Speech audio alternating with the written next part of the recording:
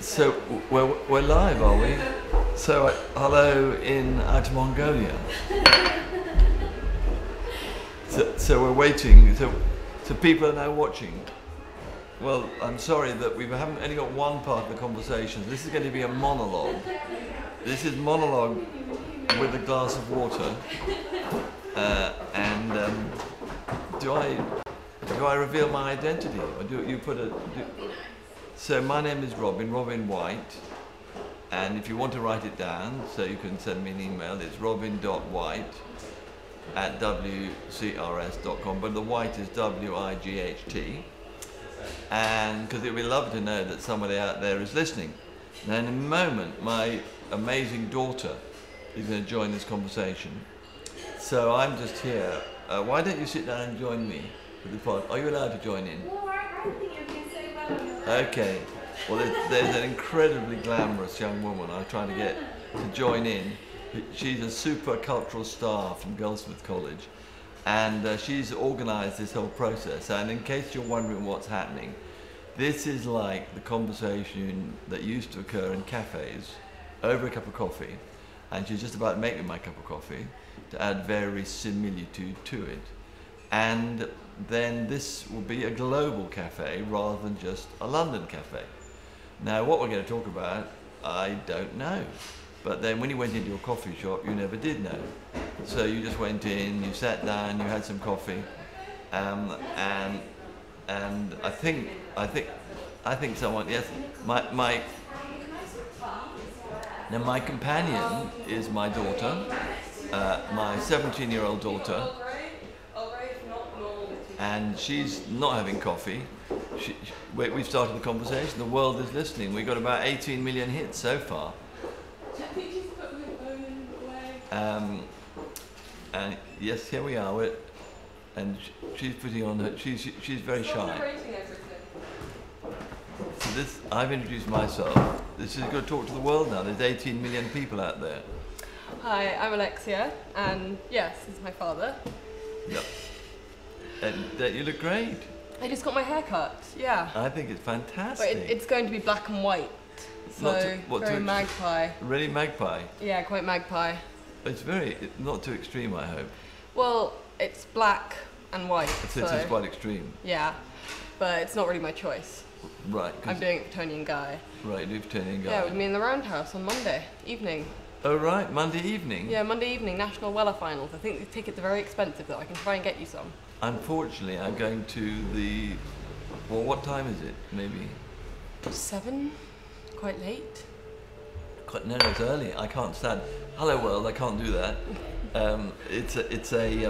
I've got this charity called the Ideas Foundation, which I set up, and it's our annual meeting, not annual meeting, our board meeting. So anyhow, we don't want, the world won't want to listen to what we're doing on Friday or Saturday. I think they should listen to, should we talk about religion? Oh, well, a book I've just finished reading, it's not about religion, or well, it could be about religion, from what standpoint you take it from. It's called The Suspicions of Mr. Witcher. Right. And it's a fact book written in the style of a novel about the Kent murders, which was a murder which happened to this young boy called Savile Kent. And it's basically a detective novel. It was one of the first of the real, full detective novels. Well, it's not a detective novel, it's fact. But Scotland Yard had just been set up, and the way the detectives work, they're actually like Sherlock Holmes. They had no DNA evidence. They had nothing like that. No, I read about this, and I thought you should get, because there's also been there's another bit of, because you're studying Sherlock Holmes at the moment, aren't you? Hounds of Baskervilles. It's been amazing. But no. Yeah. So tell me, so does this illuminate Sherlock Holmes a bit for you? Well, yes. It makes, because when we read about Sherlock Holmes, we think he sounds very unlikely. He's not, we don't expect people like that to actually exist. People who can take one look at a murder scene and actually be able to say what happened and when.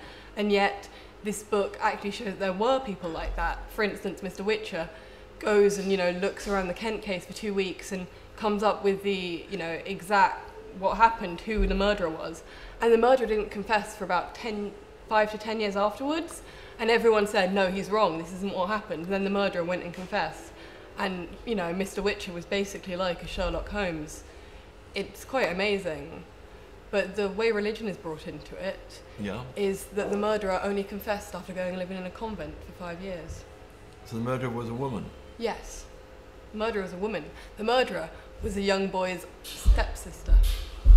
Or half/stepsister. And what was the age gap between them? I think the murdered child was 5 and she was 16. All right. So, and she, so that shows that good comes out of religion. Yes, which you adamantly deny quite a lot. Well, no, I'm interested in religion. I mean, I'm an atheist. I think you're an atheist too, aren't you? I class myself as agnostic. For I believe that if you're going to be a true scientist, you must always be open to possibilities. So I say that the possibility of God is very slight. However, I am not going to go against it completely. If someone gave me factual evidence for a God, I would be willing to believe. However, at the moment, by Occam's razor, the simplest solution is that there is no God. But the interesting thing for me about religion is why religions exist. Because I've done a little bit of work with Richard Dawkins. Yeah. Read his God Delusion. Have you read The Selfish Gene yet? Have I reread it? Have you read it? I read The Selfish Gene a long time ago. But it was published in 1968. Oh, okay. And the point about it is one of the things which comes out of genetics, and the early work that Dawkins did, and the work that Steven Pinker has done, is that if anything exists, any behaviour exists, then the genes that underpin that behaviour must give some survival advantage to those genes. Communities. For religion. Exactly. I'm coming on to that. Because you've heard this before, but the millions of people out there haven't. I know. So basically, there must be something about which helps the genes that support religiosity. Otherwise, those genes would have disappeared. Yeah. And what the evidence or the hypothesis suggests is that religions is the best thing yet evolved for community bonding. Well, yes. So the religious bit of it is like an appendix on ourselves. It's not really relevant, but it drives all our social bonding and social interaction. And it was also a very good way it was a very good way to regulate social sort of interactions, because when you sort of get born, you're born into a social. I think it's called a social contract, where you basically agree to abide by the laws of a certain state, so that they will look after you and etc. And that was sort of basically what religion did to begin with. It was like, if you don't kill people, if you follow our God, we will give you a community, we will do this, we'll do this, we'll do this, this and this. So it was a very good way of setting up, societies which could cohabitate with each other and function, create democracies, because if you go back to the Stone Age, if someone wanted something which belonged to someone else, they could just kill them. They'd be like, I want that, I'm going to kill you. Whereas religion brought in, I hope we would have developed it without religion, but I think religion helped a lot. With the 10 Commandments, it brought in laws which helped us develop a higher moral standing. Yeah, it did that. And then there is an interesting paradox, because Richard Dawkins is an opponent of religion, and yet religions can be shown to answer a human need. Yes. And the other interesting thing about religions is that religions are the concept that most spreads around people's brains. In the sense, this Richard Dawkins invented this thing called memes. Have I talked to you? Yes. So memes are like genes, analogous to genes, and they spread around. So if I sing "Happy Birthday" to you, and you've never heard, and you sing it to whoever's about to bring us our coffee, something has been reproduced. Yeah. So it's a culture, ideas. And the thing that is the most spreadable in our culture is probably religious memes. I sort of agree with that, in the way that I think at one point that was probably very, very true. However, I do believe that it's quite steadily decreasing. Because I know, for instance, with my generation, people who are religious, it doesn't really spread because we've been taught a different type of thinking, in my view. You used to it was very before the internet, before everyone was literate, the way you'd learn things is from your parents friends, from the community you lived in. But now with the internet, with huge libraries, you don't need, well, you do need other people, but you don't need them to such a great extent to learn. Yeah. So I mean, going back to our early conversation, maybe in one sense Facebook could be replacing religions. How about that? I think that would be a bit extreme, but but isn't Facebook? Thank you so much. Thank you so much. Now, this is a very good cafe. You get really good coffee here. But it's just maybe Facebook is, in that sense. So there's another thing about Facebook which is interesting. Oh, it's all right. We don't. I think we're sweet enough already. Thank you very much. So, going back when we came out of the jungle, we were in the jungle. We were in groups of about 45. This is answering the question as to why are they typically about 150 people in the Facebook group. I think that's going up, but well, if it's in terms of real friendship and real, but what the basic point is a man called Robin Dunbar, and he's invented something called the Dunbar number, which is 150. 50. You heard of the Dunbar number? Yes. I read the book you gave me. I do read the books you give me. Yeah, she does. She's very good. She reads the books. Well, you describe the concept. Well, correct me if I'm wrong, but basically the Dunbar number is the maximum number of friends your brain is able to sort of work with is 150, but there are different levels of friendship.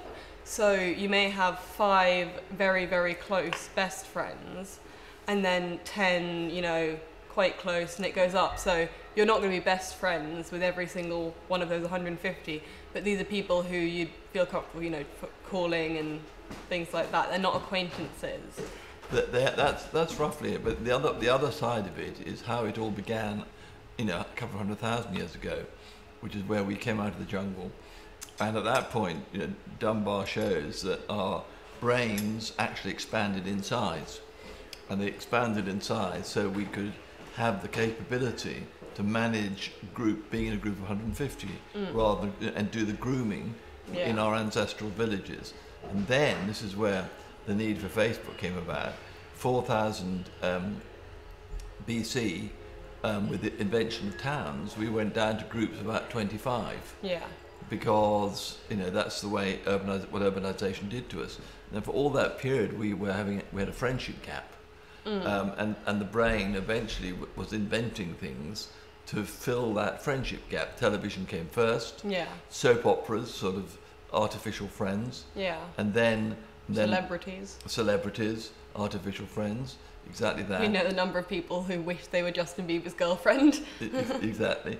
And then you had mobile phones, you had PCs, Facebook, and go into Second Life. Yeah. So it's all much more virtual interaction. And so therefore this is therefore maybe we don't need I hadn't thought about it before till we had this conversation in front of 5 million people, but maybe we don't need religions to the same degree because we've got other forms of social bonding. Exactly, and because we have these other forms of social bonding, and because I'm hoping at least that as generations go by, the youth become more and more informed about. Well, the thing is, youth these days, not all of them, some of them will know about this Dunbar number and all that. And they'll know about how religion formed communities, and almost by the knowledge of that, and I know it's not completely true, but by the knowledge of that, it can make you able to take a step away from it. But an interesting little survey you could do, if you're trying to do some surveys, is to measure the connection between, any correlation between lack of religiosity and degree of Facebook use. Or considering I have about one friend, who's religious, and she's not even really religious. She's more, my parents are religious, so I'll go work in a Christian bookshop so I can get a job easily. Religious. The number of people I know my age who are religious probably varies between 0 and 5, depending on the people I meet. No, I didn't just mean with your friends. I mean that the concept of Still, any people on my Facebook group. I have maybe 500 friends. I can say probably under 20 of them are religious. So Oh, well, it's a good hypothesis for the start. Possibly. But so that's one area which I find interesting. No, well, I mean, I think with the rise of science, obviously, religion has been, because we no longer need, with the fear of I studied this poem called The Card Players by Philip Larkin, and it's set in... Can you recite a bit to us? No, the only poems I have in my head at the moment are Robert Browning's Porphyria's Lover and My Last Duchess. I just bought a classic set of books and they're wonderful, and I have an anthology of his works, so I've been reading those. But I can give you the basis for the... No, but so when did you do this book is it part of your English you're doing? Yeah, it was for my English AS course, from some of my coursework. And basically, if you know Philip Larkin, he said... They fuck you up, your mum and dad. Yeah. And I hear, as your father sits in front of you, admitting this offence. No, well, one of the things he said is depression is to me as daffodils were to Wordsworth. So he writes quite darkly, yeah. And I wandered lonely as a depression. don't think it rings quite as clearly. But no, The Card Players is about this group of very ignorant, primeval sort of characters who have no knowledge of their mortality and all of that. They're very free of their earthbound worries, basically. And Larkin displays great envy for them, because when we simply had religion, the way we scared off death was by saying, when you die, if you've been good, you'll go to heaven. So, which is one of the reasons why I think quite a lot of people still stick with religion, is because if you're a good person, it gives you lots of rewards. It's basically saying, if you're good, you get candy when you die. It's like an insurance policy. Exactly. If it does exist, you don't, you gain. If it doesn't exist, you don't lose out. Exactly. So, but I don't know, with the rise of science, and the thing is, I think there's I'm not sure I'm saying quite a lot, but I would expect there's been a fair few people who, they realise that where would be this afterlife, unless it's in another dimension, in which case, how do we travel between those dimensions? Because we can't do that. We are third dimensional creatures, and that's silly. We can't do that. Bees may be able to. Bees may be able to in the fourth dimension. Why do bees have a fourth dimension? I can't remember. I read it once in passing in an article and it just sprung out at me, and I can't remember the rest of the article for the life of me. But it was something about bees in the fourth dimension. I may be completely factually incorrect, but still, I think it was a theory. No, but the thing is, sort of when we couldn't see above the clouds, we said God lived in the clouds. When we got to the clouds in our aeroplanes, we said God must live in the heavens. When we entered the heavens in our spaceships, we sort of went, okay, so where does God live? If there is any type of supernatural force, it's certainly not anything like, the Christians have theorized. It might be that there's some it's more likely that there's some sort of supernatural energy than there is to be an actual God in the way that most religions form him. So we've got both the twin pincer movements on religion, and we've got the lack of a need for social cohesion, because we've got other things like Facebook and mobile phones filling our friendship gap. And the other end of it, we've got this, if you like, this philosophical, intellectual challenge, saying, well, where is he? Yeah, and I mean now... Where is it, given we're out there, and, we've got a universe. I mean, we know how everything was made now. We have no need to fabricate tales. I never quite understand all these multiverses. Okay, do you know how the dimensions work?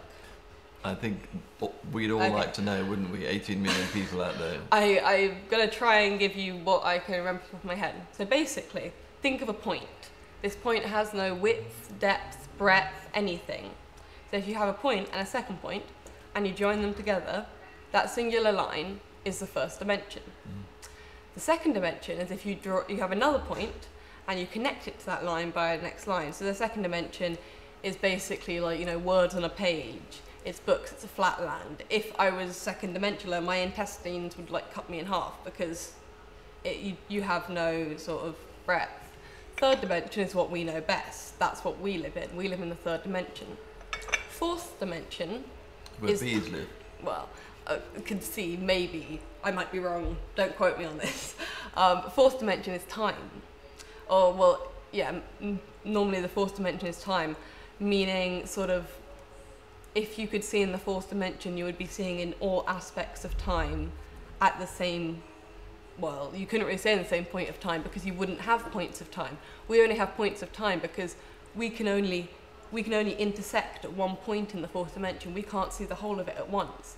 So, but to one of us, seeing in the fourth dimension would be like seeing you at all points in your existence, from everything from crumbling ash to embryo to young man to old man to baby, you know, everything at one point. So the fifth dimension is when you take 2 points in time, and it's sort of, you know, you sort of take a line off them. I think I'm getting this right. If I've got them in the wrong order, don't sue me. So it's when you take a line off that, so that's when you make a decision. So I can make a decision now to drink my tea right now. If I decide to make that, it would go, even though it's a very, very small decision, every single small decision we make impacts on our sort of the way things turn out. For instance, if I drank my tea now and I burnt my tongue, that would impact on the rest of my actions for the rest of the day. You know, I'd be going around not being able to speak properly. And but is that a fifth dimension experience you're saying? well, it's not a fifth dimension experience, but every single time something small like that happens, you get a branch off. So it's like making a choice. So the fifth dimension is these branches off. Right. Does that make sense? Almost. So if we wanted to travel between, so that makes an alternate universe though, basically, because if you, every single time you make a decision, it basically creates another universe, it's another branch, because it's separate universes, and the way you could travel between parallel universes would be bending the fifth dimension to make the sixth dimension. Yes? Yeah. So if you, it's like if you bend the fifth dimension to make the sixth dimension, you can jump between those 2 points. So it's not like going through the wall of our universe into another universe. Not really. It's far more complex than that. I know. I mean, have you? So you wouldn't travel to it in a rocket ship, you know? No. I mean, that's all the same third and fourth dimension that we're in. Third, yeah. Do you know what a Mobius strip is? I've never heard of that. A Mobius strip is when you take a single strip of paper, twist it once, and sellotape the two ends together. Now, if you do this, you take a pen, you run it along the edge of the, you run it along just the paper, and you will find that you don't need to take the pen off the paper for it to go to end at the starting point. Even though a piece of paper has 2 sides, you don't need to take it off, it just continues on. And that's sort of like bending the dimensions, because what happens is you bend something which you think is flat, but it ends up not being flat. I don't know if I'm explaining this well, might be getting everything wrong. Blame the fact they only teach you forces in physics up to A2, so all my work is read from books and the internet. It's all read on the internet, your book? Well, not we must go all up internet. afterwards, we must go and get your new physics book. Yes! Would they have it at Waterston's down the road? Maybe. No, what I've really, have you heard of Richard Feynman? Richard Feynman. I gave you yes, his first but lectures. do they know who Richard Feynman is? Oh, Richard, why don't you explain who Richard Feynman Richard is? Feynman. All 18 million of you. Richard Feynman was, God bless him, although I don't really believe in God, I still say that. It's one of those things. A theoretical physicist in the 20th century, it's 20th century, who discovered the theory of quantum electrodynamics, which may make no sense to you unless you study physics, in which case you'll be going, I already know who Richard Feynman is. But yeah, he's probably, in my personal view, sort of like the next person in the series after Newton and Galileo. He is our 20th century version of Einstein, Newton, Galileo, all of them. And he basically discovered this law called quantum electrodynamics, and also just, it's called QED for short, and some other laws which link together all the knowledge we already know. So we had all these bits and bobs floating around and we couldn't really link them together. They all made sense if we did them separately, but we couldn't work out how they linked together. and his theory, which he created, links everything apart from gravity, because gravity just, we don't know how it, well, we know how it works, but we have no particle. The graviton which they're searching for, they still can't find, and we don't know what it would be like. But apart from gravity, his theory links everything together. And last year, my father bought me the first in his series of undergraduate lectures. It's quite complicated, so I read it with the internet to help me. I'll be like, okay, what's this? But it's wonderful. And I've also read his the abridged versions, which are 6 easy pieces and 6 not so easy pieces, which are amazing reading. And also, surely you're joking, Mr. Feynman, because he wasn't just a scientist, he was also an amazing guy. When he was working on the atom bomb in America, which is sort of a damning thing to do, but still, he used to go around and pick the locks on everyone's filing cabinets. So they'd be looking for their stuff, and they'd be like, hey, Richard, do you know where I left this? And he'd be like, yep, I've got it. So, certainly a character. So I think we've had a jolly good chat here, haven't we? Yeah. I hope one of the 18 million people out there has enjoyed it. Yes. Well, I'm sure they certainly enjoyed your purple suit. Yeah. Well, if nothing else. Yeah. I like wearing purple. This is Oswald Boateng. And I think we probably finished that, aren't we? Should we? And then we can go. Should we go if they got that book at Waterstones? Sounds like a great idea. All right. All right. Bye bye, people. Bye.